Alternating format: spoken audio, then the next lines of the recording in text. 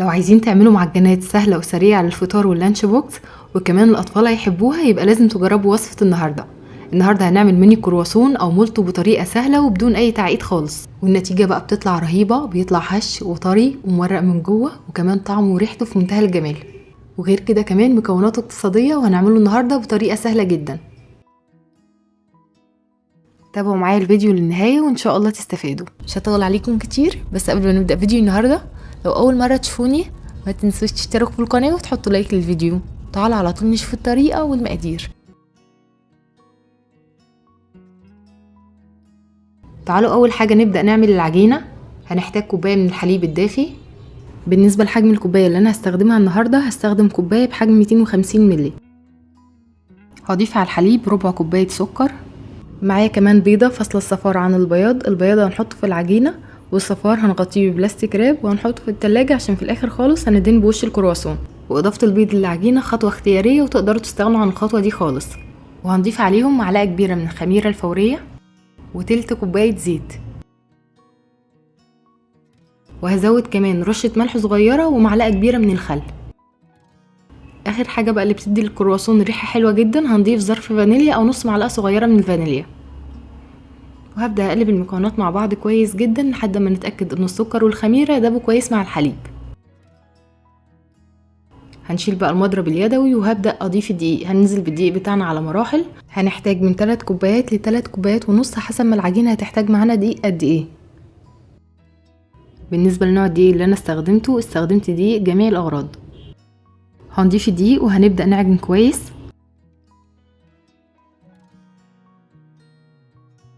زي ما اتفقنا هنضيف الدقيق على مراحل ونعجن كويس جدا حوالي 7 أو 10 دقايق كده، عجن متواصل لحد ما نوصل لعجينة القوام بتاعها هيكون طري وملمسها ناعم ومش بتلزق. ده قوام العجينة بعد ما عجنتها كويس. عجنتها حوالي 10 دقايق كده، اخدت معايا بالظبط 3 كوبايات ونص من الدقيق. هنلم العجينة ونحط في الطبق كده مسحة زيت بسيطة وهنغطي العجينة ونسيبها لحد ما تخمر وحجمها يتضاعف. هنغطيها الاول ببلاستيك راب وبعدين نغطيها بفوطه ونسيبها تقريبا ساعه كده لحد ما حجمها يتضاعف. ده شكل العجينه بعد ما خمرت.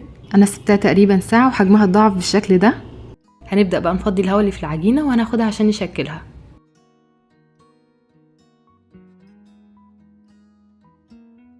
وبعد ما بنفضي الهواء اللي في العجينه بنحاول بقى نلمها مره تانية كده بنكورها، وبعدين هبدا اقسمها لاربع اجزاء متساويه. وناخد بقى كل جزء من العجينه نحاول نكوره بالشكل ده. بندخل اطراف العجين لجوه وبعدين نبدا نكورها على السطح اللي قدامنا عشان لما نيجي نفرد العجينه يبقى اطرافها متساويه كده وشكلها حلو.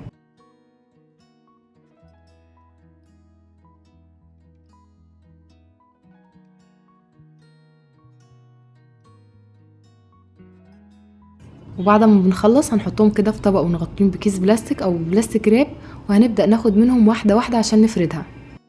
اهم حاجه بس نغطيهم ببلاستيك راب او بكيس بلاستيك عشان وش العجين ما ينشفش. هنبدا نفرد اول واحده، بنحط فوق وتحت العجينه رشه دقيق بسيطه وهنبدا نفردها بسمك متوسط. سمكها ما يكونش تخين قوي ولا رفيع قوي، تقريبا كده بسمك نص سنتي.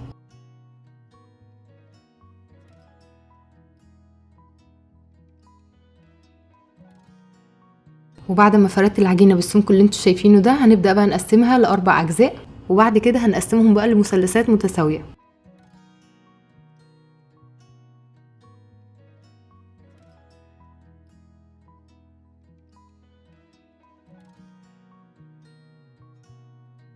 وفي الاخر بنيجي بقى على طرف العجين كده بنعمل فتحه صغيره.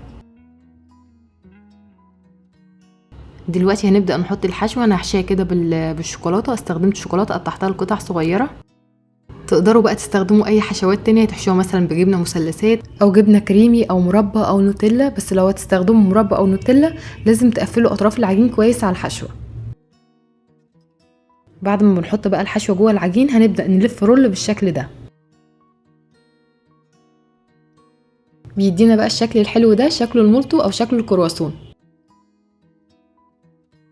في الوقت ده كمان بجهز بقى صينيه مدهونه بالزيت وببدا ارص فيها الكرواسون. اهم حاجه كده واحنا بنرص في الصينيه بنسيب مسافه بين كل واحده والتانيه عشان طبعا لسه هيخمر وحجمه هيتضاعف.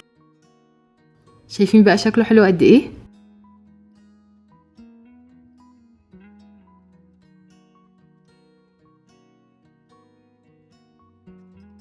قطعة العجين التانية هنفردها برضو بنفس الطريقة، بنفردها بسمك نص سنتي، وهنبدأ نعملها على شكل مثلثات بالشكل ده، وهنحط على أطراف العجين الحشوة. المرة دي بقى هنحشيها بالجبنة المثلثات، نقطعها كده قطع صغيرة وبنحطها على طرف العجين، وبعدين نبدأ نلف رول بالشكل ده. الطريقة بتاعته سهلة جدا وبسيطة ومش معقدة خالص، وكمان النتيجة بتاعته حلوة قوي. خلصهم بقى كلهم بنفس الطريقة، وزي ما اتفقنا بعد ما بنخلص هنرصهم على صينية تكون مدهونة بالزيت، وبنسيب مسافة بين كل واحدة والتانية. وبعد ما بنخلص خالص هنغطيه بقى بفوطة ونسيبه لمدة تلت ساعة او لمدة نص ساعة لحد ما يخمر وحجمه يتضاعف. هنجهز بقى صفار البيضة اللي احنا شلناه في الاول، هنزود عليه معلقتين كبار من الحليب وكمان ظرف فانيليا او معلقة خل. اضافة الخل والفانيليا بتشيل زفارة البيض خالص، يا اما بقى نضيف لصفار البيضة خل او فانيليا، معلقة خل كده كبيرة او فانيليا. هنقلب بقى صفار البيضة والحليب والفانيليا مع بعض كويس، وهنبدأ ندهن بيهم وش الكرواسون. وتقدروا كمان تستغنوا عن الخطوة دي خالص وتدهنوا وش الكرواسون بحليب بس. نحاول كمان ندهنه بالراحة جدا عشان منخرجش الهواء اللي دخل جوه العجينة. بالنسبة بقى للتسوية هندخل الكرواسون فرن سخن على درجة حرارة 200، ونحطه في الرف الوسطاني، والفرن هيكون شغال من تحت بس. ياخد معانا بالظبط 10 دقايق وهنلاقيه استوى، وفي الاخر خالص بنولع عليه الشواية عشان ياخد لون ذهبي من فوق. عايزه اقول لكم بقى ان هو بيعمل كميه كبيره جدا، من تقريبا نص كيلو دقيق عملنا في حدود 70 وحده كرواسون. وبعد ما بنخرج بقى الكرواسون من الفرن هنديله كده رشه ميه، وهنغطيه بفوطه وهنسيبه متغطي لمده 5 دقايق. بيطلع بقى معانا طري وهش جدا وطعمه في منتهى الجمال. جربوه بنفس الطريقه كده وانا متاكده ان هو هيعجبكم. الناس اللي وصلت معانا لحد هنا في الفيديو يا ريت ما تنسوش تدعوا لاهلنا في فلسطين ان ربنا ينصرهم ان شاء الله ويثبت اقدامهم. ان شاء الله كمان هسيب لكم كل المكونات مكتوبه في صندوق الوصف. وبس انا كده خلصت فيديو النهارده، بتمنى الفيديو يكون عجبكم واستفدتوا منه. ولو اول مره تشوفوني ما تنسوش تشتركوا في القناه وتحطوا لايك للفيديو، واشوفكم على خير ان شاء الله في فيديو جديد. مع السلامه.